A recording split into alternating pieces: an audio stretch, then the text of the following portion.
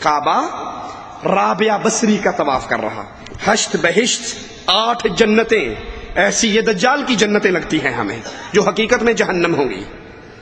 تو خواجہ ابراہیم نے کہا بڈھیا تو نے یہ کیا کر رکھا ہے؟ کہا تو آیا تھا کعبے کے لالچ میں تو تجھے کعبہ نہیں ملا، میں آئی تھی اس کے لالچ میں، اس نے کعبہ میرے پاس بھیج دیا.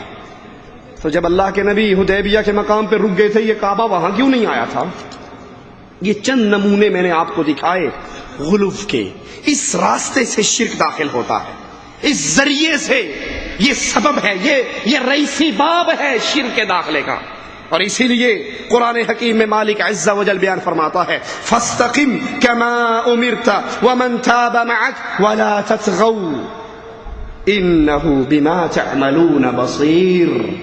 اے نبی علیہ الصلوۃ والسلام، جیسے آپ کو حکم ہوا جمے رہیے آپ بھی، اور جو توبہ کر کے آپ کے ساتھ مل گئے جمے رہو اپنے دین پر، لیکن حد سے نہ بڑھنا. خبردار غلو نہ کرنا، حد سے نہ بڑھنا. تم جو عمل کرتے ہو عرش والا تمہارے اعمال کو دیکھ رہا ہے. صحیح بخاری کے اندر ہے عبداللہ ابن عباس رضی اللہ عنہما قرآن حکیم کی ایک آیت وَقَالُوا لَا تَذَرُنَّ آلِهَتَكُمْ وَلَا تَذَرُنَّ وَدًّا وَلَا سُوَاعًا وَلَا يَغُوثَ وَيَعُوقَ وَنَسْرًا. اس آیت کی تفسیر بیان کرتے ہیں عبداللہ ابن عباس جو مفسر قرآن، جن کے لیے رسول اللہ صلی اللہ علیہ وسلم نے دعا کی.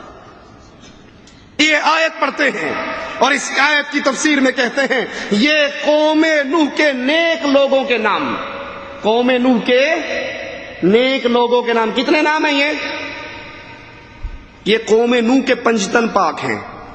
اس کا مطلب ہے یہ پنجتن پاک کا عقیدہ اس وقت سے چل رہا ہے. آج بھی جھنڈا لگا ہوا ہوتا ہے نا پنجتن پاک کا. یہ قوم نوح کے پنجتن پاک جب یہ فوت ہو گئے تو شیطان نے ان کی قوم کے دلوں میں یہ بات ڈالی کہ جہاں یہ بیٹھا کرتے تھے وہاں ان کے نام کے پتھر رکھ لو. ان کے نام کے پتھر رکھ لو جہاں جہاں بیٹھ کے یہ ذکر اذکار کرتے تھے، تاکہ ان کو دیکھ دیکھ کر تمہیں بھی عبادت کا شوق پیدا ہوگا. بس اتنی سی بات سمجھائی. اور جب یہ نسل مر کے ختم ہو گئی، نئی نسل آ گئی، تو شیطان نے کہا تمہارے ماں باپ ان کی پوجا کیا کرتے تھے تم بھی کرو.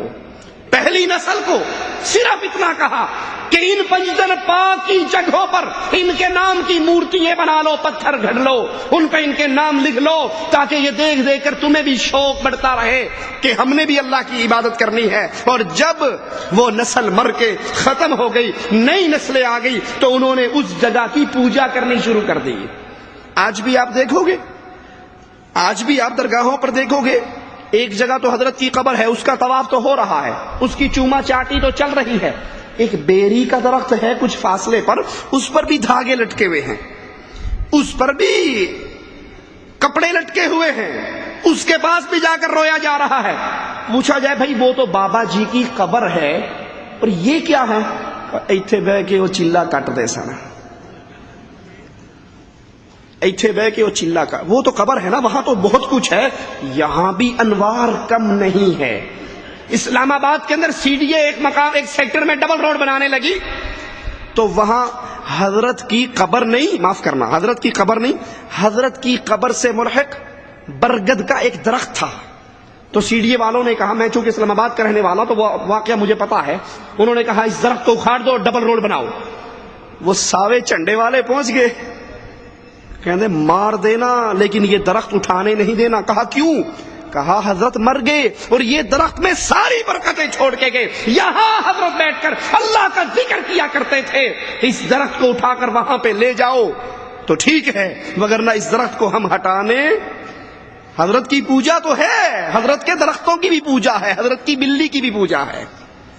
تو سی ڈی اے نے مجبور ہو کر، پیچھے سے ڈبل روڈ آتا ہے، وہاں سنگل روڈ ہے، پھر آگے ڈبل روڈ ہے. یہ درختوں کی پوجا اگر قوم نوح میں ہوا کرتی تھی تو یہ درختوں کی پوجا آج بھی ہے.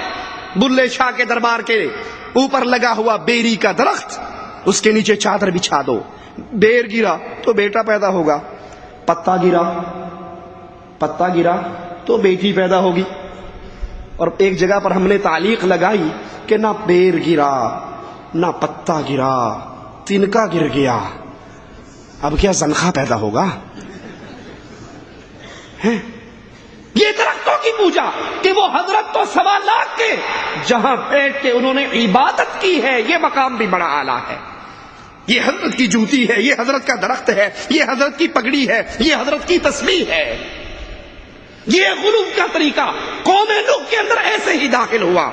ابن قیم رحمہ اللہ فرماتے ہیں جب قوم نوح کے 5 بزرگ مر گئے تو لوگوں نے انہیں دفن کر کے ان کی قبروں کی مجاورت اختیار کر لی، مجاور بن گئے.